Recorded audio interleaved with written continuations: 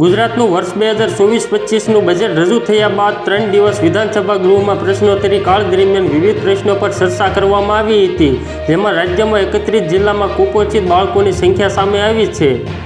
રાજ્યમાં 31 જિલ્લામાં 5,70,330 કુપોષિત બાળકો નોંધાયા હતા. રાજ્યમાં 31 જિલ્લામાં કુપોષિત બાળકોની સંખ્યામાં સૌથી વધુ કુપોષિત બાળકો અમદાવાદ જિલ્લામાં 56,941 નોંધવા પામ્યા હતા, જ્યારે દાહોદ જિલ્લામાં 51,321 કુપોષિત બાળકો તેમજ બનાસકાંઠા જિલ્લામાં 48,886 કુપોષિત બાળકો નોંધાયા હતા. મહત્વનું છે કે વિધાનસભામાં સરકાર દ્વારા રજૂ કરાયેલા જવાબમાં માહિતી સામે આવી છે.